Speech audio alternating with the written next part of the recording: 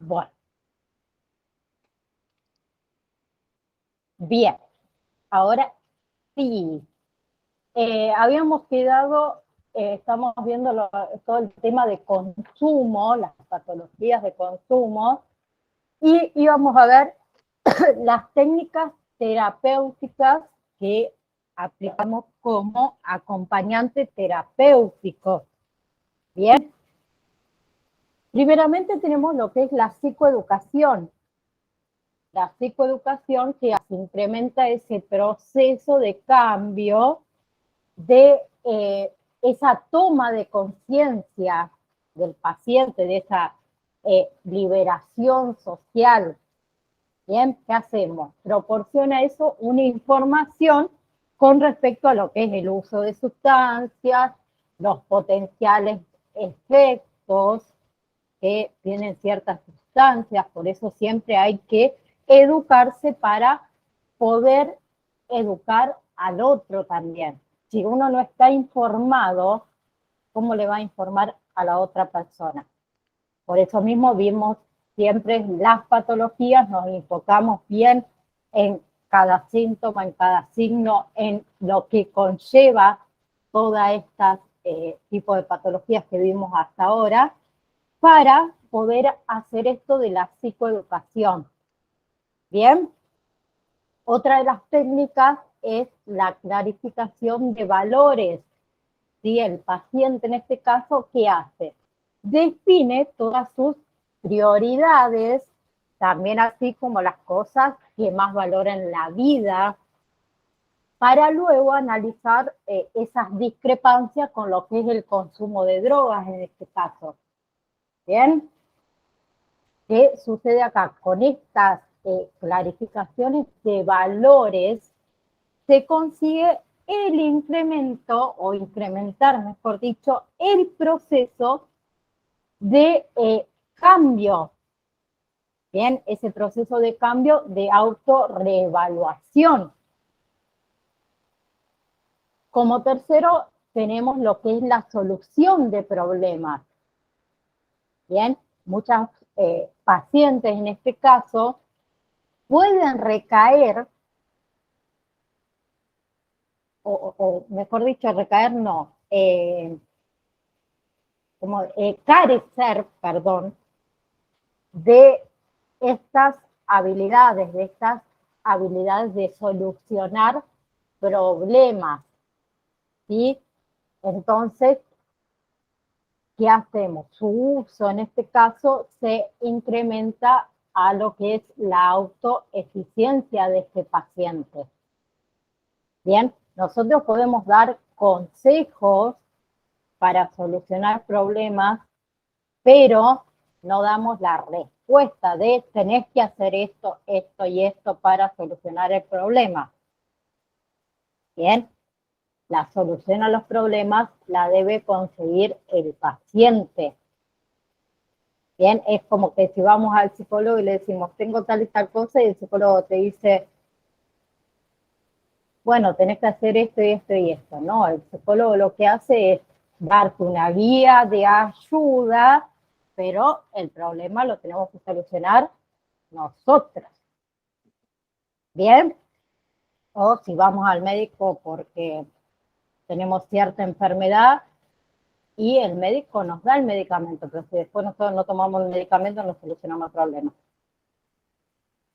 Bien, luego, como otras técnicas terapéuticas, tenemos el establecimiento de metas. Bien, acá se trata de que los pacientes, ¿sí?, diferencien entre esos objetivos realistas y los objetivos que no son realistas, ¿sí? Y estas técnicas las utilizamos, son utilizadas para incrementar ese proceso de autoliberación del paciente. Bien, como habíamos dicho, en el consumo de drogas, por ejemplo, el paciente primero se pone una meta. Voy a estar una semana sin consumir. Bien, logrado, se logró. Luego de esa meta se incorpora otra meta nueva. ¿Se entiende? ¿Bien? Bien. La planificación de la prevención de recaídas también, ¿sí? Durante esa fase de acción, esa conducta proactiva de búsqueda de situaciones que provocan esa tentación para consumir, mejora también el proceso de cambio de esa autoliberación. ¿Qué hace? Fomentando a lo que es el paciente el compromiso a ese cambio. Vamos a suponer, eh, nosotros no, o ciertas instituciones que hacen, aíslan al paciente. Bien, perfecto, mientras está aislado el paciente, no consume drogas, nada. Sale, se vuelve a contar con sus amistades que consumen drogas. Lo más probable es que lo primero que haga es consumir drogas. Bien, en cambio, si el paciente está en contacto con droga y puede él decir no, es lo mejor. Bien, entonces eso es como la planificación de la prevención de recaídas, el compromiso, ¿sí?, que tiene el paciente a ese cambio. Luego tenemos lo que es las técnicas de relajación. Bien, en este caso hay que sustituir esa ansiedad por la calma a través, puede ser, de técnicas que incrementen ese proceso de cambio de contracondicionamiento. ¿Alguien conoce alguna técnica de relajación para tratar de sustituir la ansiedad? La principal, la respiración, chicos. Sabía que la respiración calma. Hay una técnica súper simple, muy simple, que es inhalar, sostener la respiración durante 10 segundos o contando hasta 10 y volver y exhalar suavemente y así repetidamente. Es súper fácil. Lo mismo cuando la persona sufre a lo mejor de ataques de pánico, la respiración también ayuda. También se puede usar una bolsa para respirar. Eso calma. Es una técnica súper fácil de relajación. Bien. Luego tenemos el entrenamiento en asertividad, o sea, permite al paciente aprender a responder, obviamente con éxito, a esos ofrecimientos de consumo que tenga. ¿Y esto qué hace? Incrementa los procesos de contracondicionamiento, proporcionando esas respuestas saludables en lugar de consumir drogas. ¿Bien? Bien. El role play, o playing, mejor dicho. ¿Saben lo que es? También es una práctica de nuevas conductas que mejoran también este proceso de contracondicionamiento, sustituyendo conductas de drogas por alternativas saludables. Podemos también hacer lo que es el role play. Bien, ¿qué es el role play? Una simulación. ¿Sí? Luego tenemos lo que son las técnicas cognitivas, que son útiles tanto para los procesos de cambio, como también los procesos conductuales. Esto que hace, incrementa el aumento de la concientización, también la autorreevaluación, la reevaluación ambiental. Acuérdense que también el ambiente juega un papel muy importante en esto de los consumos, ¿sí? La autoliberación. Hay muchísimas técnicas, creo que son como veintitantas. Por ejemplo, la otra técnica es lo que es la reestructuración ambiental, que hablábamos recién, que se trata de alterar, ¿sí?, determinados ambientes o evitar situaciones que sean de muy alto riesgo. Bien, porque la técnica esta incrementa esos procesos de cambio, de control de estímulos para ayudar a los pacientes con alternativas. Bien, yo, como les dije antes, no estoy de acuerdo de aislarlo 100% desde un principio, sino que progresivamente. ¿Se entiende? Bien. Otra técnica es la clarificación de lo que son los roles. Es una técnica que es utilizada para abordar los conflictos entre los compañeros de trabajo, por ejemplo, cuando algunos de ellos también es consumidor de drogas. Bien, el paciente acá, ¿qué hace? Aprende a identificar el rol que ocupa y cómo el consumo de drogas puede afectarle en ese aspecto. Bien, y esta técnica incrementa el proceso de cambio de esa reevaluación ambiental. Por ahí, si el tema viene desde el trabajo, es más difícil hoy en día porque el paciente dejar de trabajar hoy no puede, hablando en una Argentina actual, pero sí puede alejarse un poco de esos compañeros que consumen drogas, que son consumidores de drogas. ¿Bien? Bien. También lo que son las habilidades sociales y de la comunicación, ¿sí?, incrementa también ese proceso de cambio de relaciones, de ayuda. ¿Bien?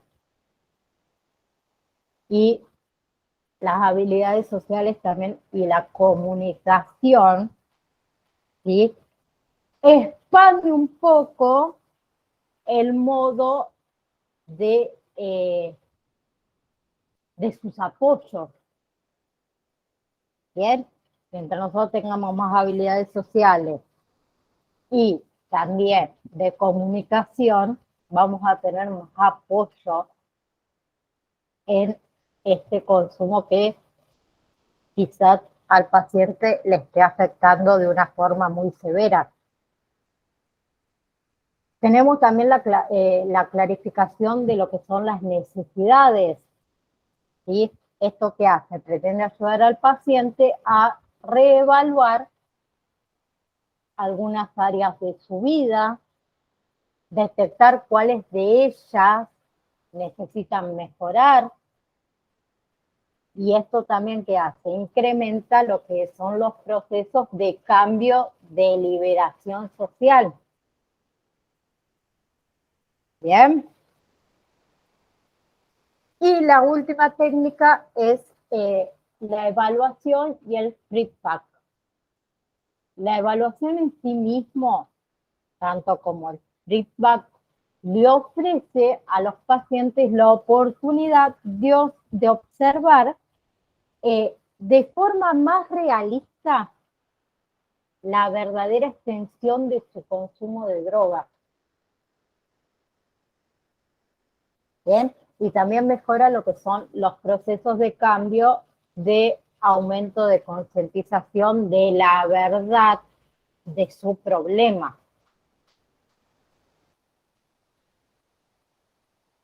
Bien, luego tenemos diferentes variables que son relevantes, como la motivación para el cambio.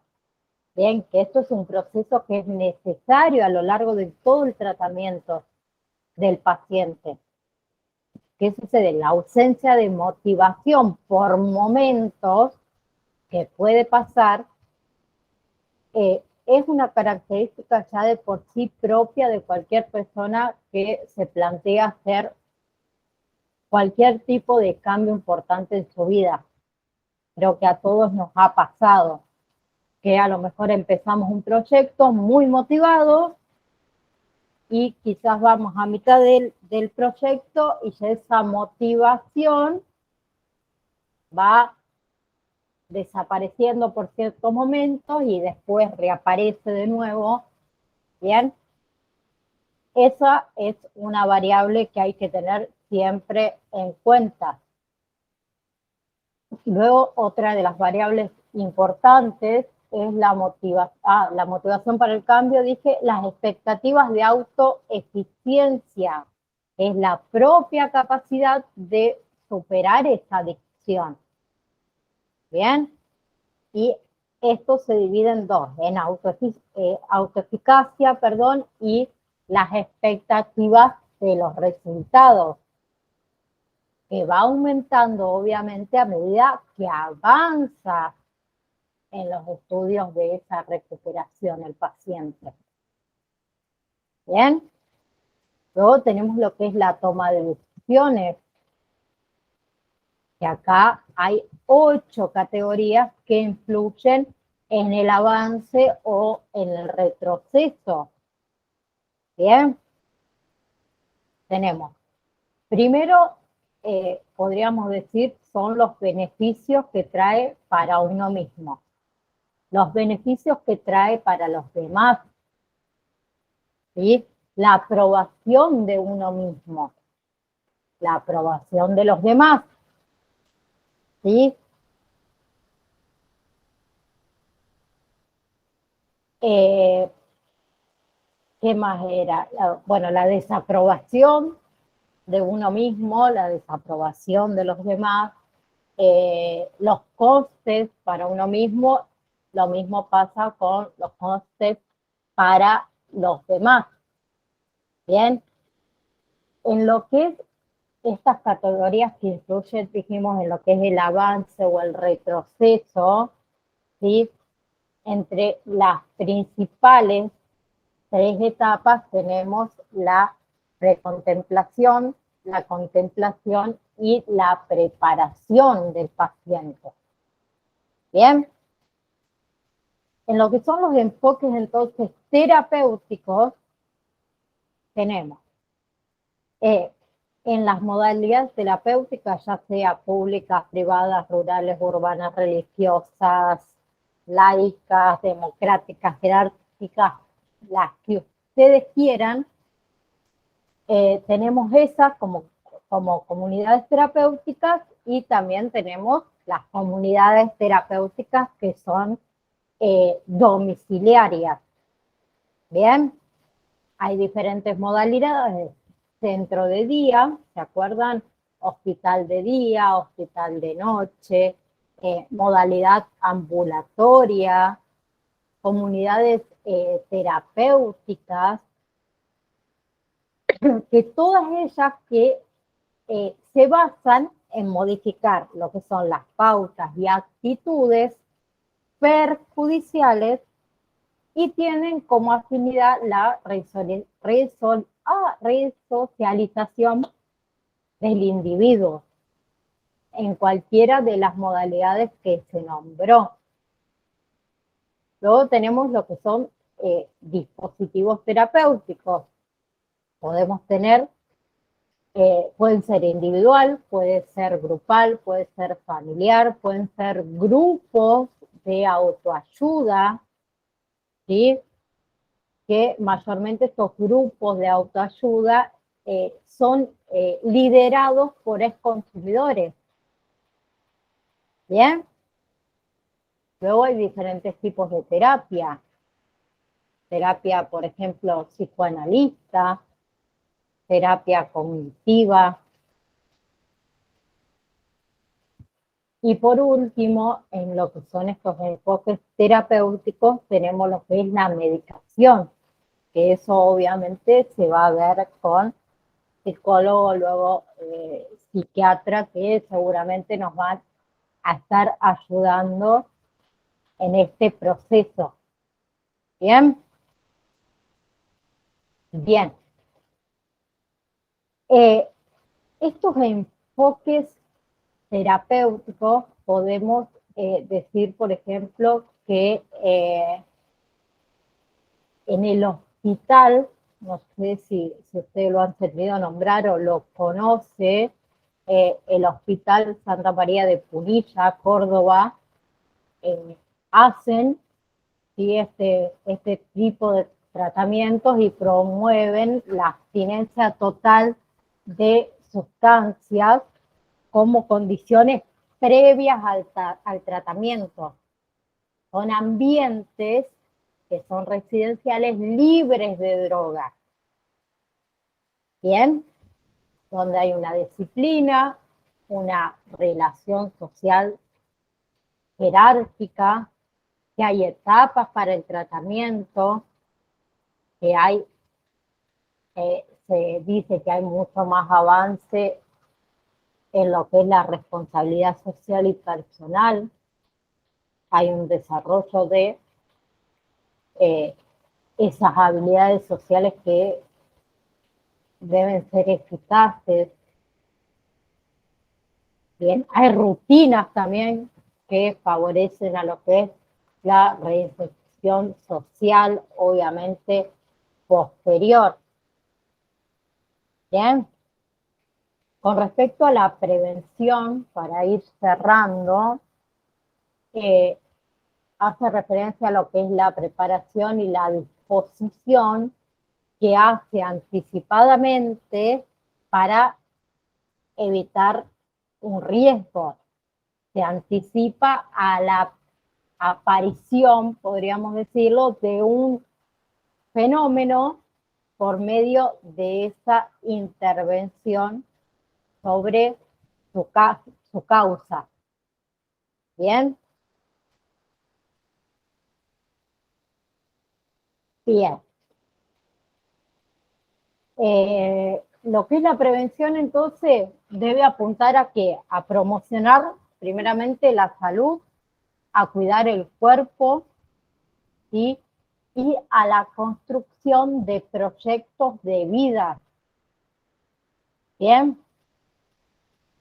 Entonces, las dimensiones de acción del acompañante terapéutico, una de ellas es lo vincular. Bien, lo vincular es solo en y por el vínculo de las intervenciones para que puedan ser más afectivas. ¿Sí? En lo que es lo cotidiano, que es obviamente el ámbito de excelencia del acompañante terapéutico, funciona esto como un yo auxiliar o un soporte, ¿sí? Obviamente suele pasar donde hay grietas en esas funciones de sostén de la familia o también de otras instituciones cercanas, o carencia también de recursos propios. Bien, sabemos que acá en Argentina la mayoría de lo que son las instituciones hay que, entonces muchos quedan fuera podríamos decirlo. Trabajo en equipo, chicos. Bien. Nunca hay que dejar a un compañero, a un profesional que quede solitario, aislado. Bien. ¿Y qué aporta entonces acá el acompañante terapéutico? La ampliación de estrategias terapéuticas en lo cotidiano. Bien. Trabajar en equipo hacia los objetivos, afrontar recaídas, favorecer que las intervenciones, fomentar la adherencia al tratamiento. Vamos a suponer que un paciente comenta que quiere dejar el tratamiento, que no quiere seguir. Nosotros que le vamos a decir, bueno, si no lo querés hacer, no lo hagas. ¿Está bien? No, nosotros debemos fomentar a que el paciente siga el tratamiento, sea cual fuera, y sufra la patología o el consumo que sea. Bien, en este caso también tenemos que ver lo que es la prevención de recaídas, contener durante esa abstinencia. Y debemos administrar nosotros la medicación también, ayudarlo a lo mejor con el manejo de dinero, acompañar en ese momento que a lo mejor requieran frenar esos impulsos, reforzar la red social de apoyo. Bien, también otra cosa es organizar y participar en lo que son las salidas recreativas, las salidas deportivas, tratar de ayudarlo con lo que es la planificación en estos tiempos libres que tiene, tratar de promover la participación de la familia en el proceso. Bien, también debemos que participar en lo que son actividades institucionales, favorecer esos vínculos saludables,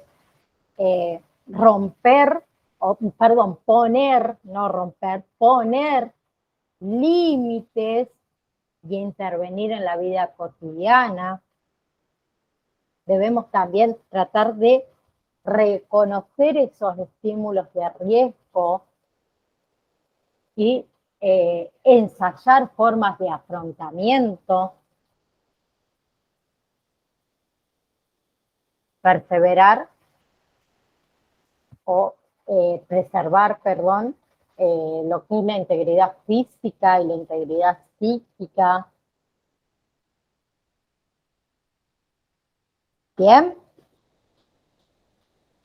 Promover, obviamente, lo que es la comunicación con terapeutas, con familiares, con el entorno en sí. Bien. Entonces, acuérdense, el acompañante terapéutico no es vigilante, no es cómplice, no es testigo, no es caritativo.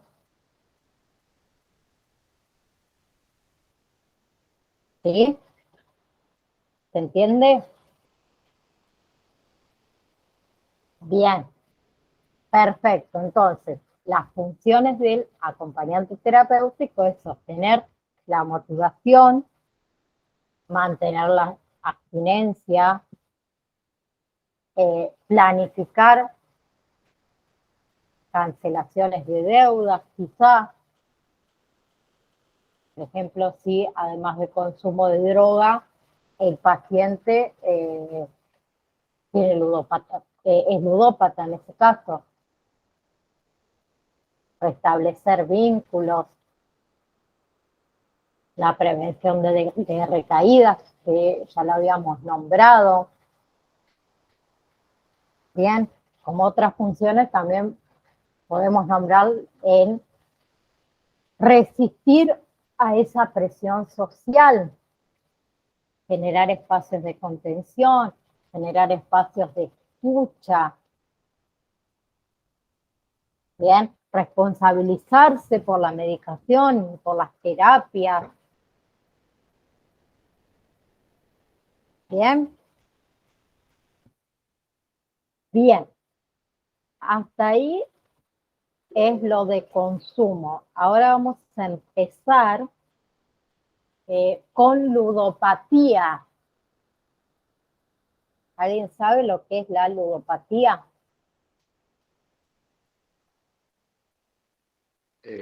Ludopatía es la adicción al juego. Adicción al juego. Exacto. Bien. Entonces, es el juego compulsivo, que también lo conocemos como trastorno del juego.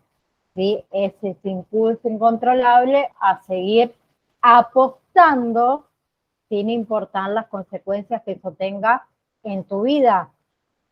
Bien, apostar significa que estás dispuesto a arriesgar algo de valor con la esperanza de ganar algo de mayor valor.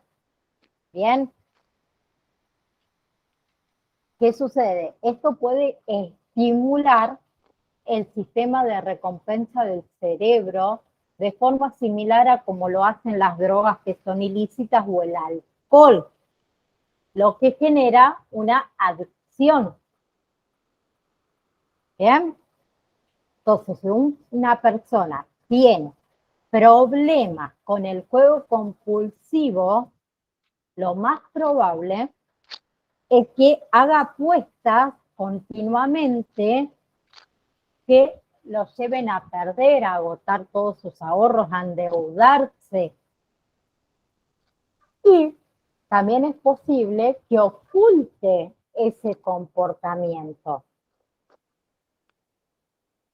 En otros casos, también puede suceder que incluso estas personas recurran al robo, al fraude, para tratar de alimentar esa adicción que tienen. Bien, sabemos que el juego compulsivo es una afección grave que realmente puede destruir vidas. Bien. Bien. Hay signos y síntomas del juego compulsivo, de este trastorno del juego, que podríamos incluir, como por ejemplo la necesidad de apostar cantidades cada vez mayores de dinero, obviamente para sentir esa misma emoción.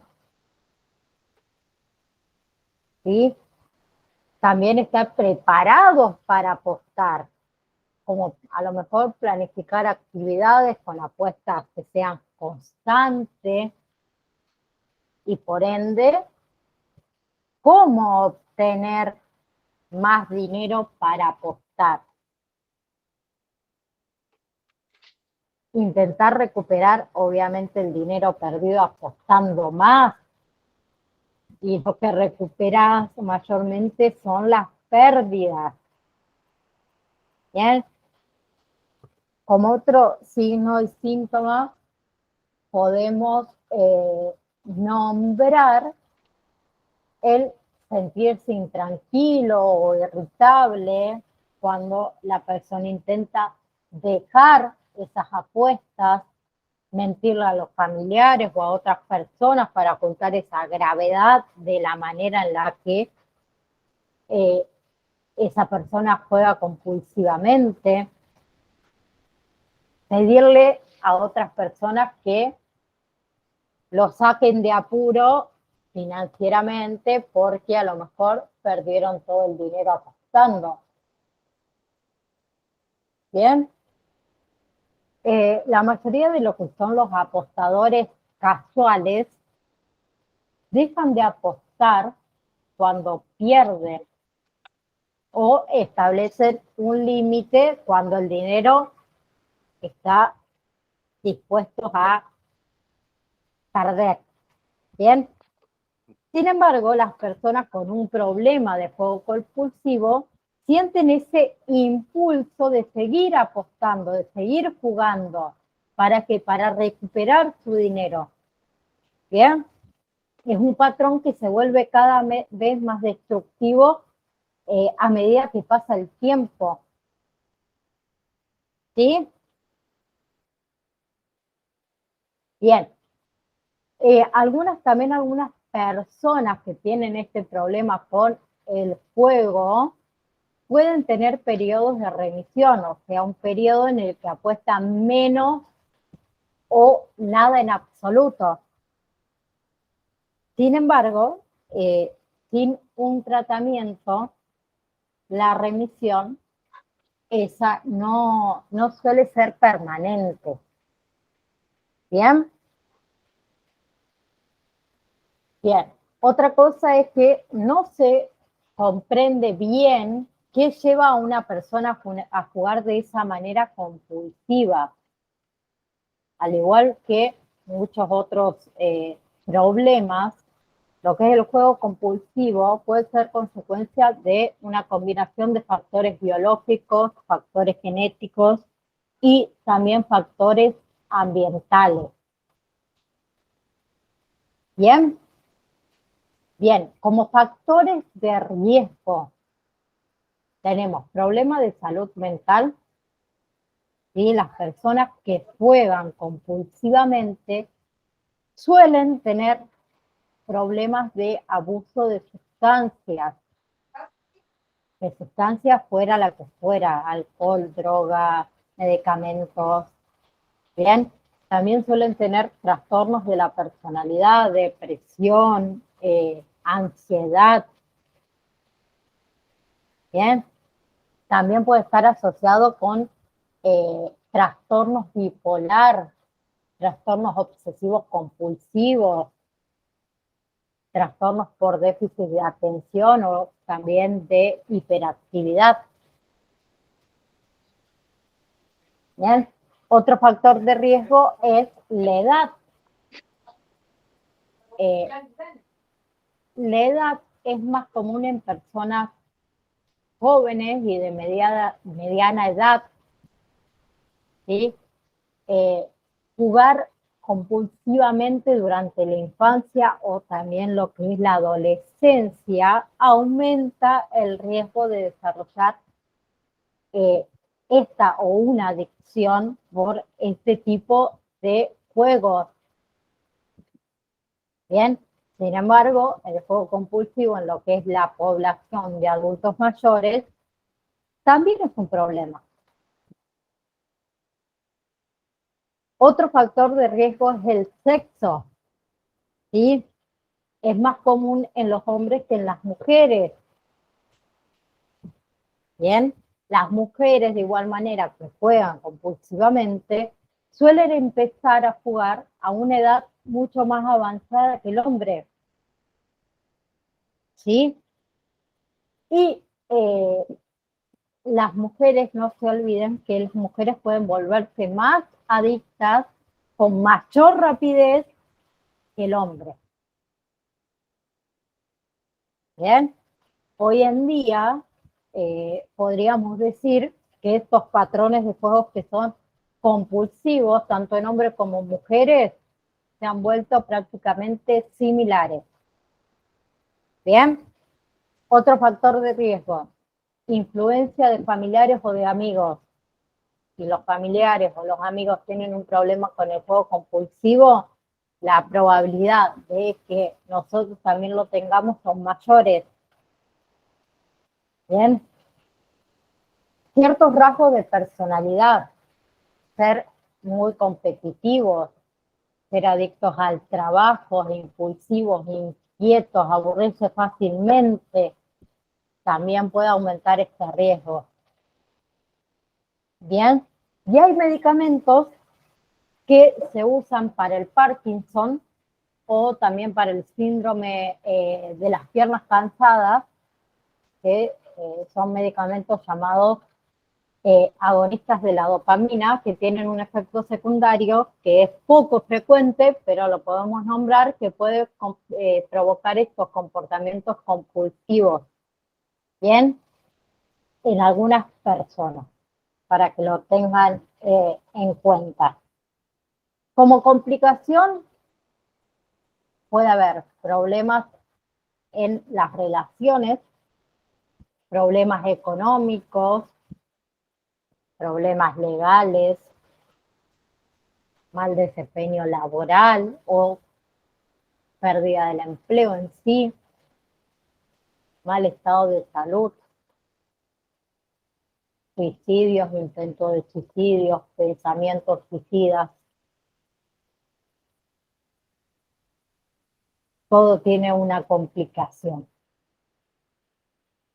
Bien, con respecto a lo que es la prevención, no se ha demostrado en sí que exista una forma de prevenir la ludopatía. Hay programas educativos que son dirigidos a las personas y a los grupos con mayor riesgo, que se pueden decir que son de utilidad. ¿Sí? Sí, una persona tiene factores de riesgo de sufrir ludopatía, hay que considerar la posibilidad de evitar las apuestas de todo tipo. ¿Sí? También hay que tratar de evitar las personas que apuestan, los lugares donde se realizan apuestas. Y hay que tratar, obviamente, de buscar tratamiento ante el primer signo de algún problema, para ayudar, obviamente, a evitar que esa ludopatía empeore. ¿Sí?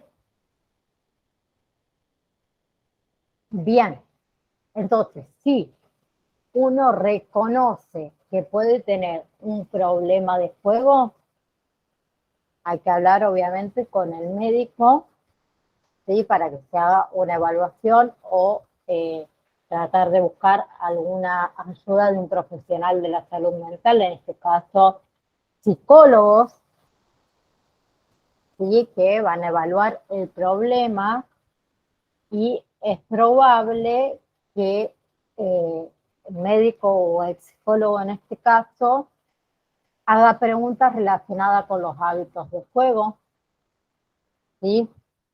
También puede pedirte el médico o el profesional de la salud mental poder hablar a lo mejor con familiares o con amigos. Bien.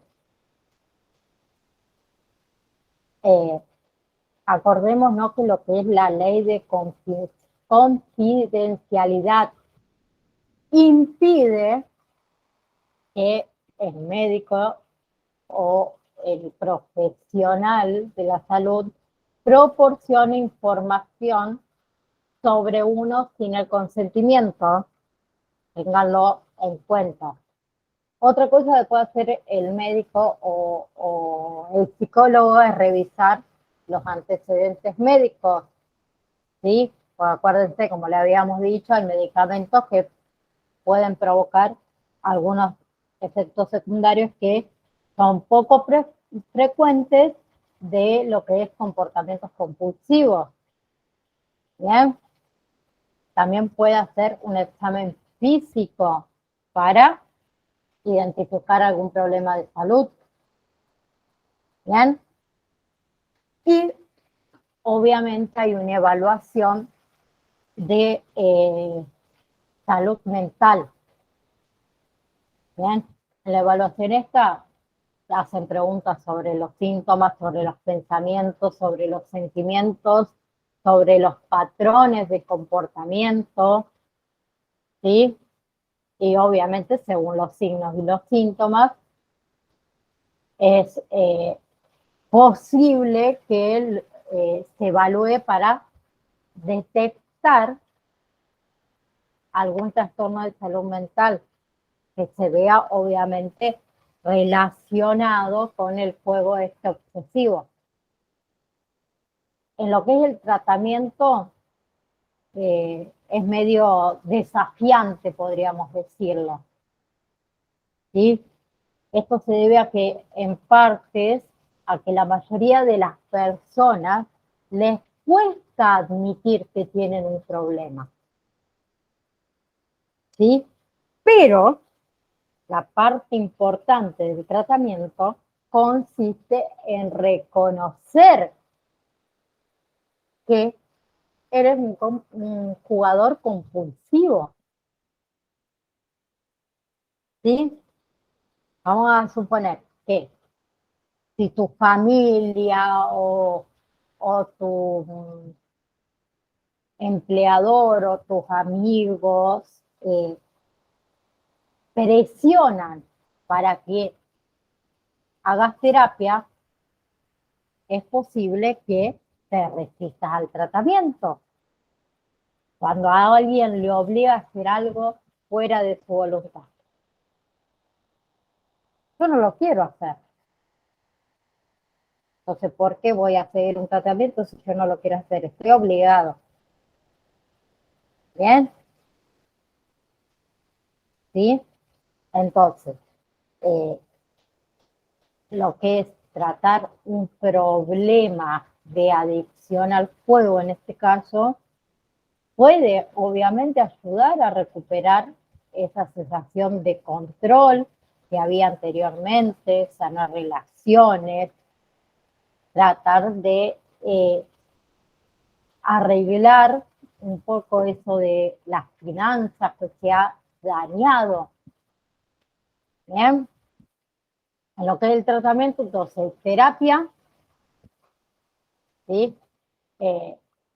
Por un lado tenemos lo que es la terapia conductual, que se usa en un proceso de exposición al comportamiento que uno quiere desaprender, podríamos decir, y enseña habilidades para reducir ese impulso al juego.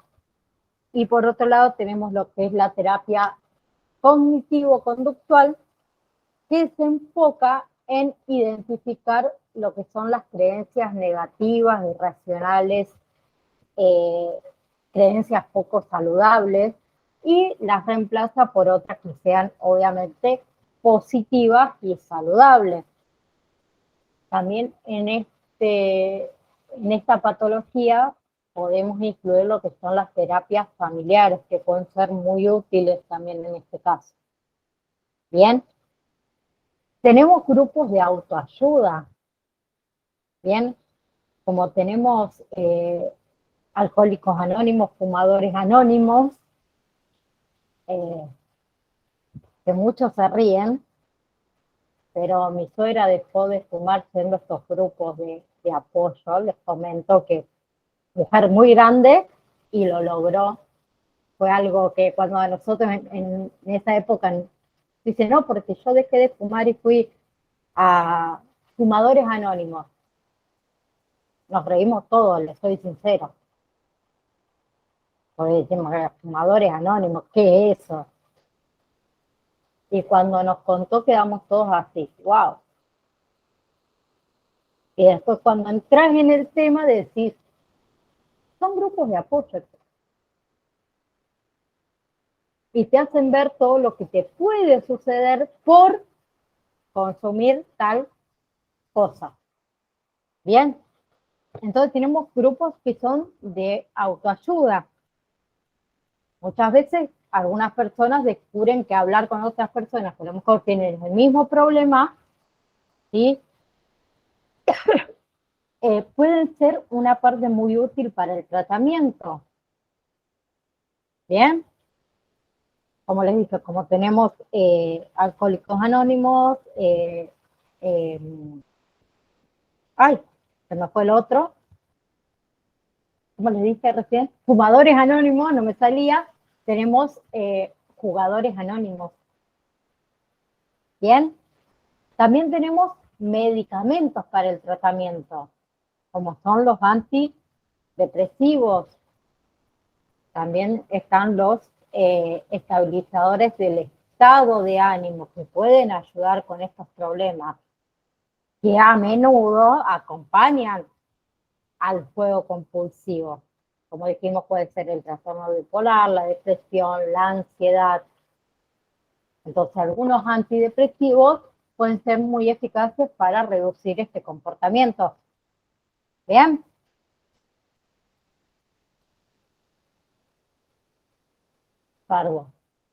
Perdón, me fui.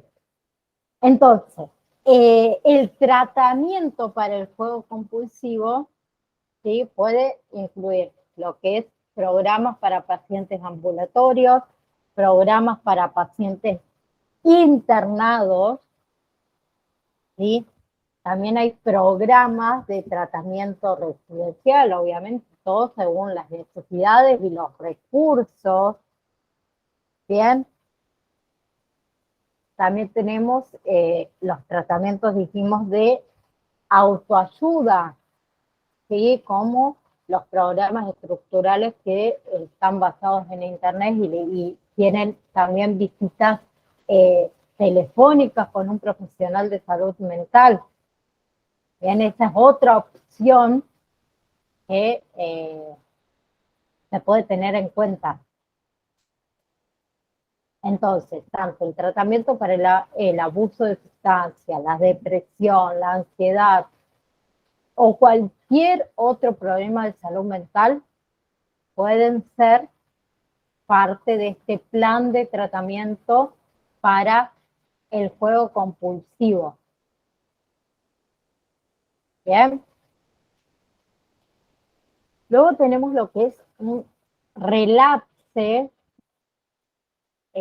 preventivo, que incluso la persona en tratamiento puede ser o es posible que vuelva a jugar, ¿sí? Especialmente si pasa tiempo con personas, obviamente, que juegan o está en un entorno de juego. Que pasa lo mismo con el consumo de drogas, con el consumo de alcohol, con el consumo de cualquier sustancia. Entonces, si esa persona que tiene trastornos de juego, ¿sí?, y siente que va a empezar a jugar de nuevo, debería ponerse en contacto con los profesionales médicos de inmediato. ¿Bien? Bien. La próxima clase vamos a ver lo que es trastornos por consumo de alcohol. ¿Sí? ¿Alguna duda? ¿Alguien quiere preguntar algo? No, yo no. ¿No? Entonces nos vemos, si Dios quiere, la próxima clase y váyanse preparando que ya nos queda nada. Bien, les mando un saludo a todos, que tengan una excelente semana. Bien, hasta luego. Hasta la próxima. Igual para ustedes.